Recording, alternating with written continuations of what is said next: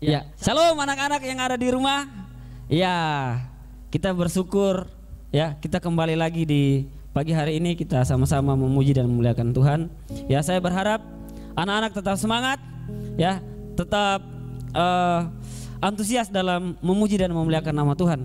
Nah, kita bersyukur bahwa setiap langkah, setiap kehidupan kita itu kita selalu diatur oleh Tuhan ya.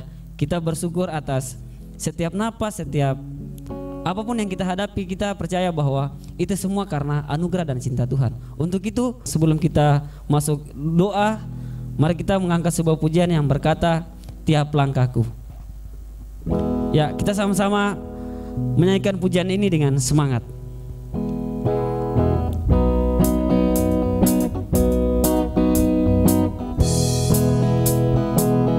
Tiap langkahku diatur oleh Tuhan, dan tangan kasih-Nya memimpinku di tengah badai gurang menakutkan. Hatiku tetap tenang teduh. Tiap langkahku, ku tahu Tuhan yang pimpin ke tempatku, giku dihantarnya hingga sekali nanti aku tiba di rumah Bapa sorga yang bakal. Kita angkat pujian ini sekali lagi. Langkahku diatur oleh Tuhan, dan tangan kasih-Nya memimpinku di tengah badai dunia menakutkan. Hatiku tetap tenang teduh. Tiap langkahku, ku tahu Tuhan yang pimpin ke tempat tinggiku dihantarnya hingga sekali nanti aku tiba di rumah Bapa sorga yang bakal, di rumah Bapa sorga yang bakal. Ya, kita bersyukur atas penyertaan Tuhan dalam kehidupan kita ya. Kita bersyukur atas setiap langkah yang kita jalani, setiap hembusan napas yang kita nikmati saat ini, itu semua karena anugerah dan penyertaan Tuhan. Nah, apa yang kita harus berikan? Apa respon kita kepada Tuhan atas kebaikannya yang sudah terjadi dalam kehidupan kita? Ya, untuk itu kita selalu memuji dan menyembahnya, ya, baik siang maupun malam. Saat ini kita mengangkat sebuah pujian yang berkata, ku masuk ruang Maha Kudus.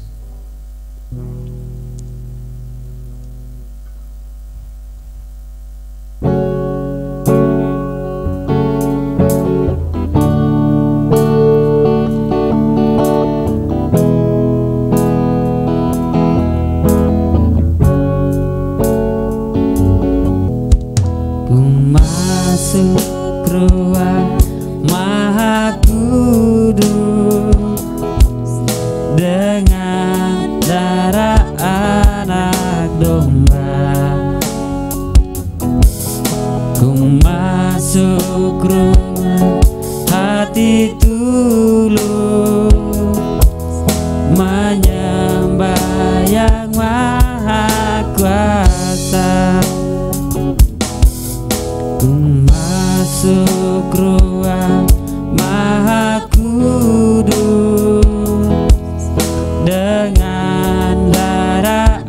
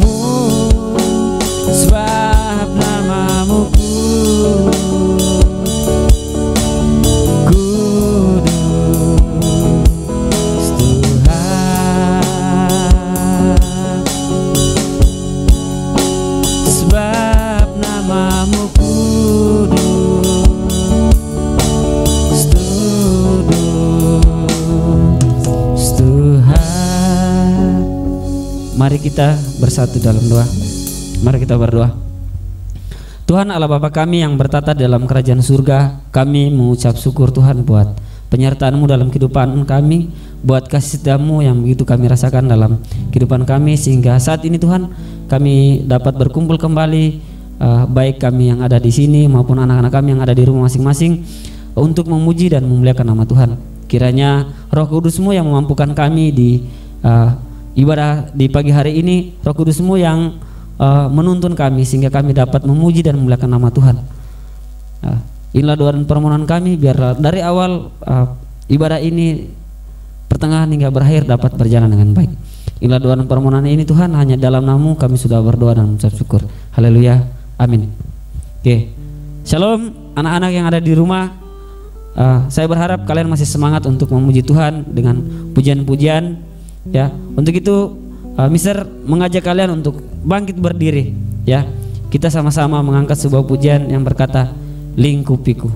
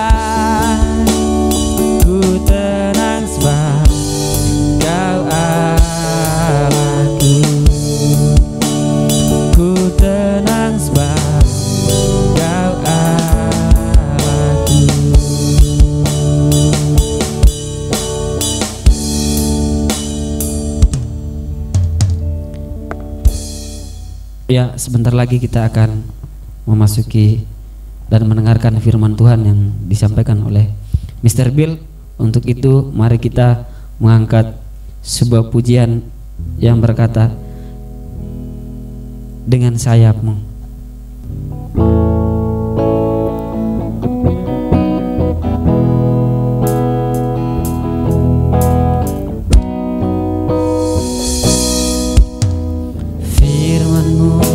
Berkatakan besertaku,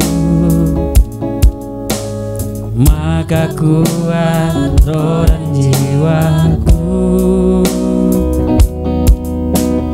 Tangan-Mu Tuhan selalu ku nantikan, di setiap langkah ku percaya. Dengan sayap-Mu ku akan terbang tinggi di tengah badai hidup. Ku tak menyerah, Kau kekuatan dan perlindungan.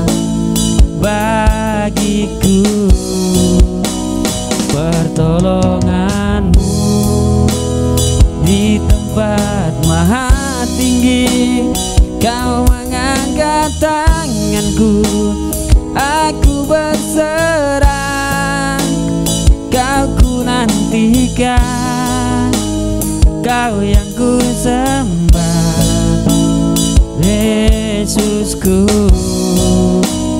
Rajaku.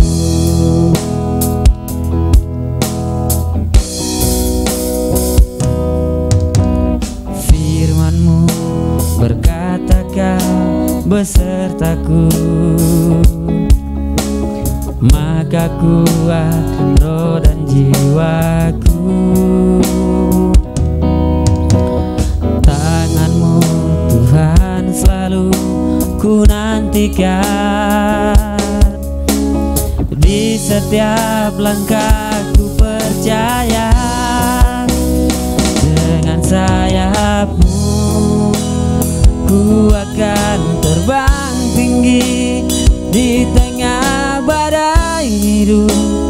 Kau tak menyerah, Kau kekuatan, Kau perlindungan bagiku. Pertolongan-Mu di tempat maha tinggi, ku mengangkat tanganku, aku berserah, Kau ku nantikan dan menyembah, Yesusku. Dengan sayap-Mu ku akan terbang tinggi di tengah badai hidup. Ku tak menyerah, Kau kekuatan dan perlindungan bagiku. Pertolongan-Mu di tempat maha tinggi, ku mengangkat tanganku, aku berserah, Kau ku nantikan, Kau yang ku sembah, Yesusku, Rajaku.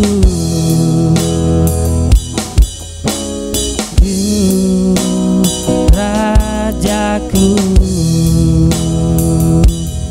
Yesusku, Rajaku. Kepada hamba-Nya yang memberitakan firman Tuhan, saya persilakan. Shalom, selamat pagi anak-anak semua. Kembali lagi bersama Mister dalam ibadah Jumat. Hari ini Mister akan membagikan kebenaran firman Tuhan yang akan kita baca dan kita renungkan bersama-sama. Sebelumnya mari kita mohon pimpinan Tuhan dalam doa. Kita berdoa. Bapa dalam kerajaan surga, Bapa dalam nama Tuhan kami Yesus Kristus, kami sungguh sangat bersyukur kepadamu Tuhan, karena begitu besar kasih-Mu dalam kehidupan kami. Engkau Allah yang sudah memilih kami jauh sebelum dunia dijadikan, memelihara kehidupan kami hingga saat ini. Kami mengucap syukur kepadamu atas kasih-Mu yang begitu besar. Dan pada hari ini Tuhan, kami akan membaca dan merenungkan firman-Mu. Kiranya Tuhan memberkati kami semua yang ada di rumah. Biarlah firman-Mu ini Tuhan boleh tertanam dalam hati dan pikiran kami, dan kami boleh semakin mengenal-Mu dan mengenal jalan kebenaran-Mu. Terima kasih banyak Bapa di sorga, pimpinlah kami semua. Ampuni kesalahan kami, dalam nama Yesus Kristus, firman yang hidup kami berdoa. Haleluya. Amin. Pembacaan firman Tuhan kita pada pagi hari ini terambil dari 1 Petrus pasal 2, ayat yang pertama sampai dengan ayat yang ke-10. Mister ulangi, 1 Petrus pasal 2, ayat yang pertama sampai dengan ayat yang ke-10. Dengan perikop, Yesus Kristus batu penjuru. Mister akan bacakan untuk kita semua. Anak-anak, kalian bisa mengikutinya dengan melihat pada Alkitab kalian masing-masing. Mister akan bacakan. Karena itu buanglah segala kejahatan, segala tipu muslihat, dan segala macam kemunafikan, kedengkian dan fitnah. Dan jadilah sama seperti bayi yang baru lahir, yang selalu ingin akan air susu yang murni dan yang rohani, supaya olehnya kamu bertumbuh dan beroleh keselamatan. Jika kamu benar-benar telah mengecap kebaikan Tuhan, dan datanglah kepadanya batu yang hidup itu, yang memang dibuang oleh manusia, tetapi yang dipilih dan dihormat di hadirat Allah.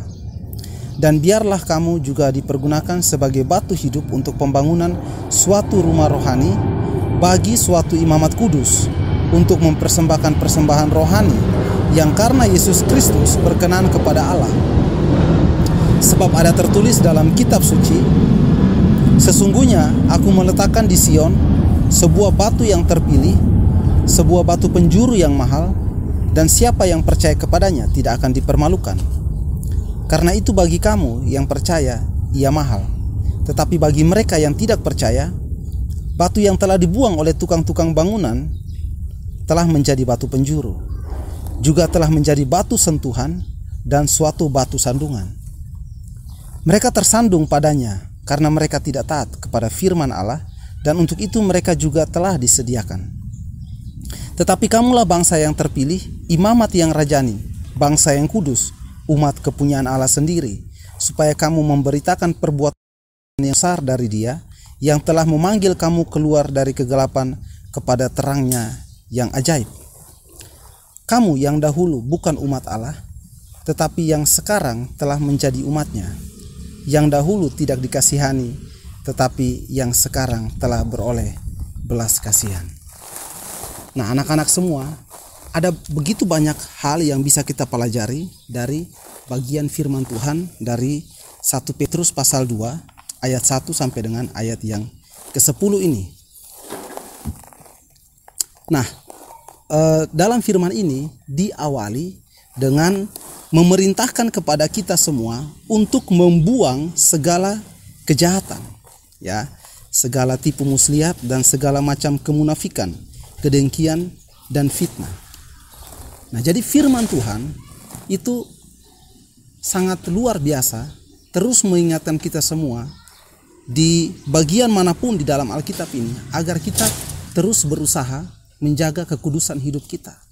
Karena Allah adalah Allah yang kudus, dan Allah sangat membenci kejahatan, tipu muslihat, kemunafikan, kedengkian, dan juga fitnah.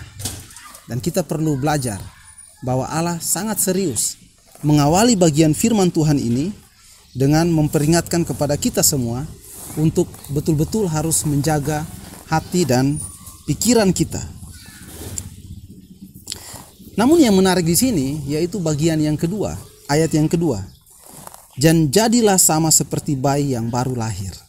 Nah, bayi yang baru lahir ini mengingatkan kita bahwa ada sebuah kelahiran kembali. Sebagai orang yang percaya kepada Kristus, kita itu dilahir barukan oleh Roh Kudus menjadi manusia yang baru.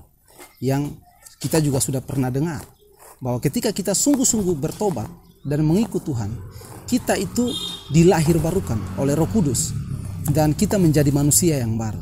Nah, sebagai bayi yang baru lahir, seperti bayi yang baru lahir dalam bagian ini, itu dikatakan bahwa kita itu selalu menginginkan air susu yang murni, ya.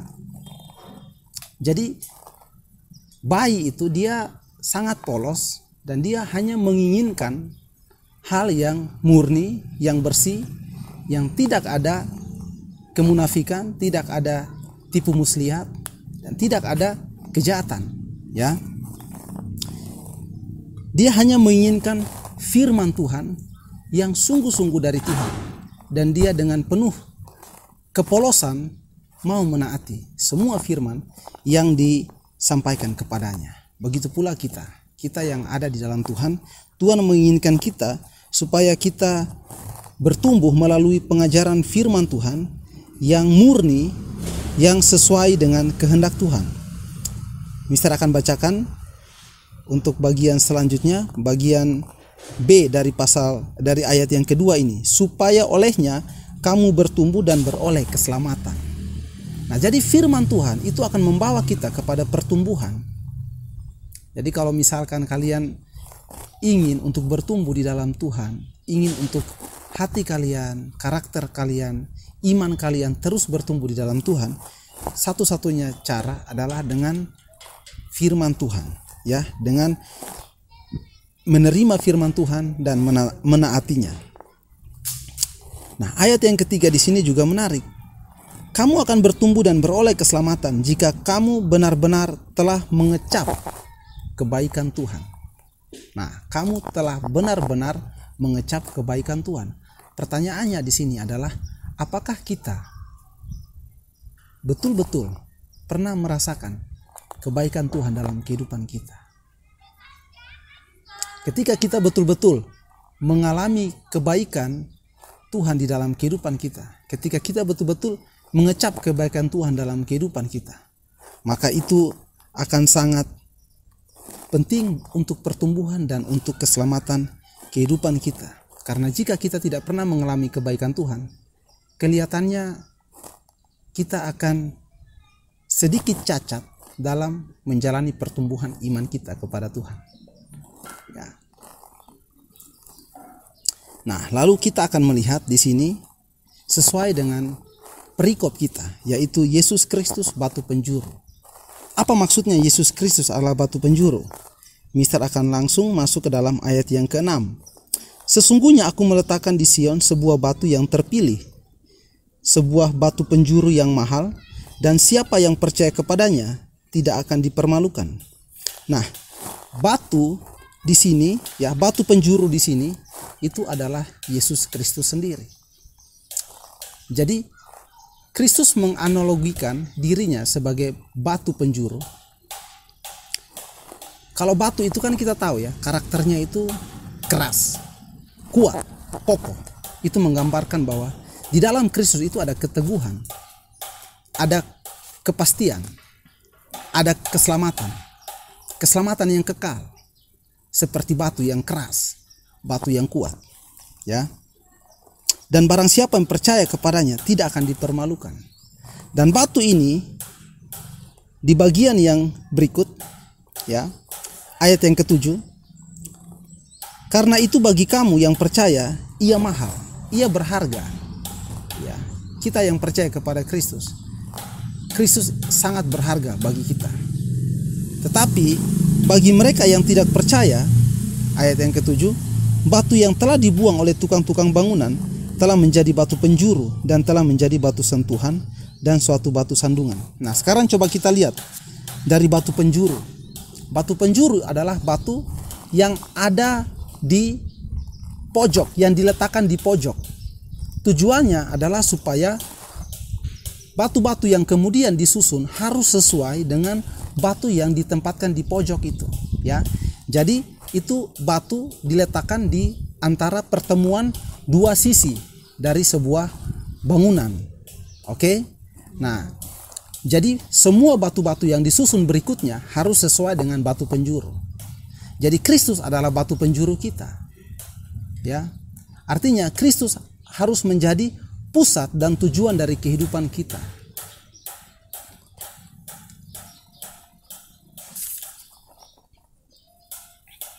Yang berikut di sini dikatakan bahwa Kristus itu adalah batu yang hidup, ya. Dan kita yang disusun berikutnya, kita juga dipakai oleh Tuhan sebagai batu yang hidup untuk membangun rumah Allah, untuk membangun kerajaan Allah di dalam dunia ini. Jadi Kristus mengumpamakan dirinya, tapi Kristus tidak langsung mengatakan bahwa dia adalah rumah itu. Tidak. Dia mengatakan bahwa dia adalah batu penjuru. Dan masih ada batu-batu lagi yang harus disusun untuk membangun bangunan tersebut.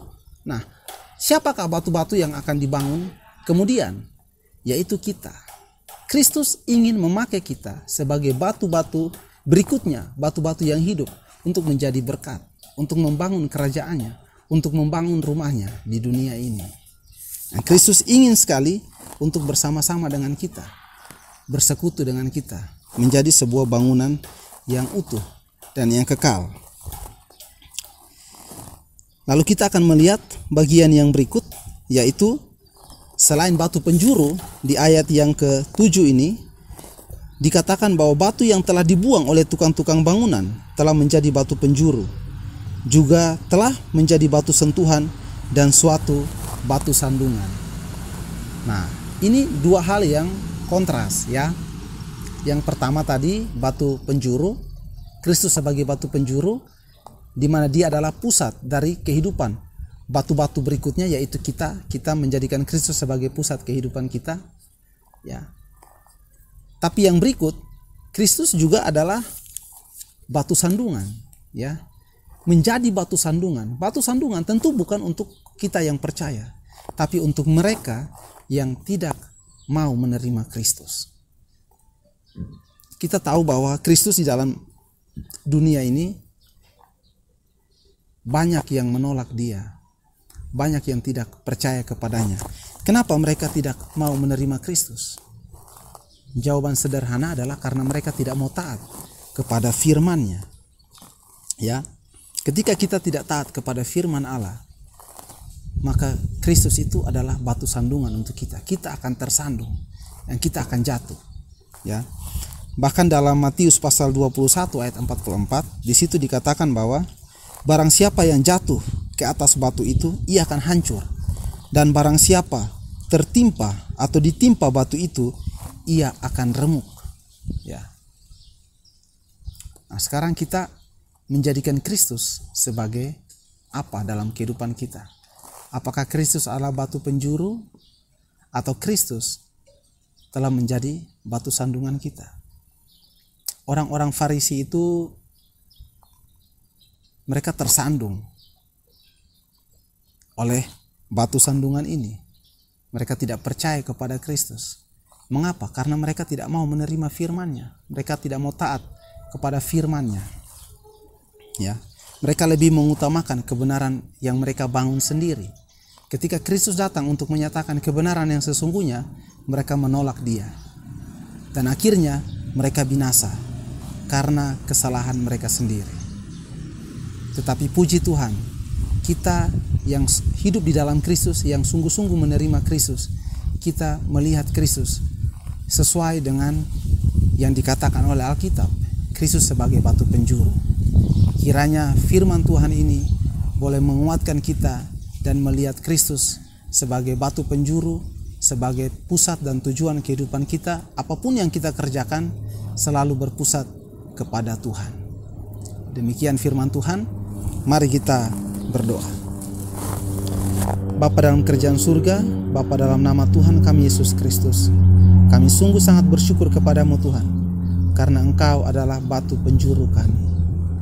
Meskipun Engkau dibuang, meskipun Engkau tidak diterima, tapi itu adalah sebuah penghukuman bagi mereka yang menolak Engkau. Dan Tuhan, kiranya Engkau membuka pikiran dan hati kami, sehingga kami sungguh-sungguh menerima Engkau dan mau taat kepada kebenaran firman-Mu, dan menjadikan Engkau sebagai batu penjuru kami, sebagai pusat dan tujuan kehidupan kami. Dan pakailah kami Tuhan untuk bersama-sama membangun rumah rohani yang sesuai dengan rencana dan kehendak-Mu. Terima kasih banyak Bapa. Ini doa dan ucapan syukur kami. Dalam nama Yesus Kristus kami datang dan berdoa. Haleluya. Amin. Ya, terima kasih Mr. Bill yang sudah memberitakan firman Tuhan. Ya, semoga firman yang disampaikan boleh menguatkan dan bisa memberkati, dan juga kita bisa mengaplikasikannya dalam kehidupan kita sehari-hari. Mari kita mengangkat sebuah pujian yang berkata, hanya Yesus jawaban hidupku.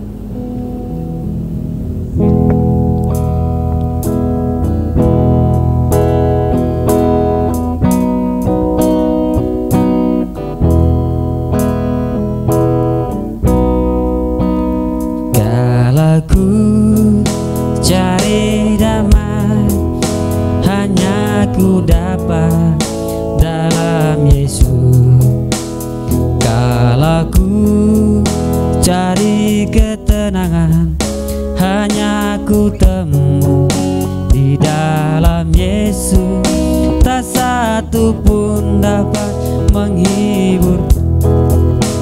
tak seorang pun dapat menolongku.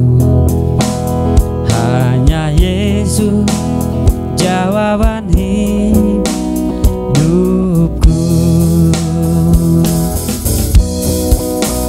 Kala ku cari damai, hanya ku dapat dalam Yesus. Kala ku cari ketenangan, hanya ku temu di dalam Yesus. Tak satu pun dapat menghiburku, tak seorang pun dapat menolongku. Hanya Yesus jawaban hidupku.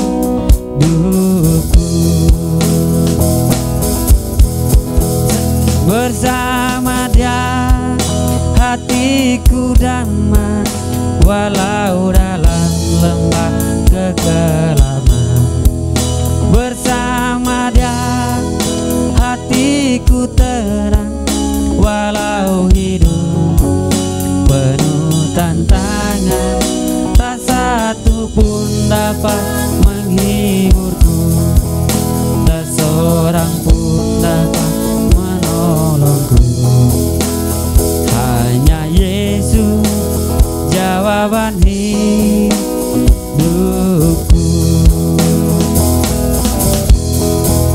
Bersama Dia hatiku damai, walau dalam lembah kekelaman. Bersama Dia hatiku tenang, walau hidup penuh tantangan. Tak satu pun dapat menghiburku, tak seorang pun dapat menolongku. Hanya Yesus jawaban hidupku.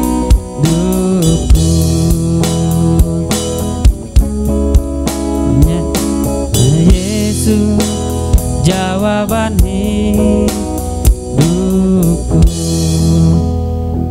Ya, anak-anak yang dikasihi Tuhan, seperti yang kita nyanyikan persembahan tadi, bahwa hanya Yesus adalah jawaban satu-satunya, baik susah maupun duka.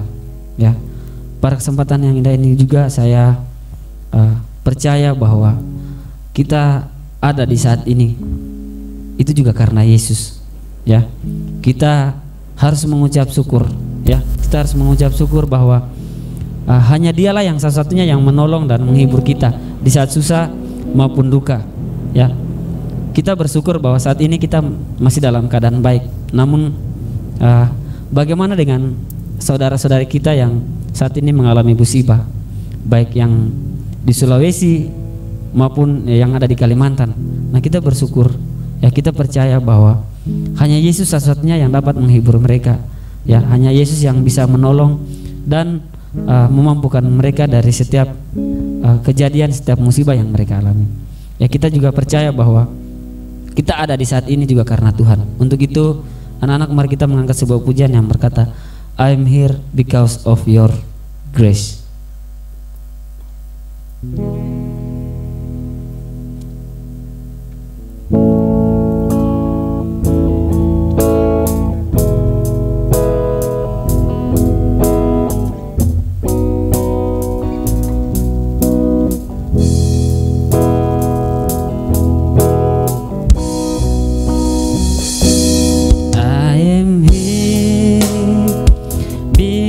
Of your grace, I am here because of your love, Lord Jesus.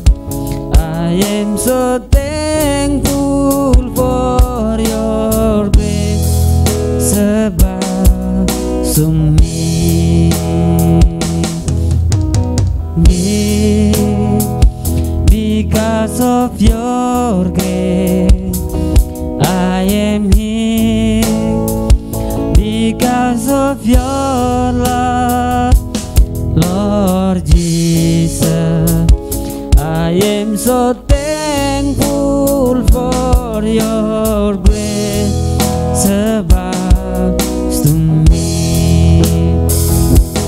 Thank you, Jesus, Jesus, Jesus. Thank you, Jesus. It's only by your grace that I could live today. Forever I will praise your name. Thank you, Jesus,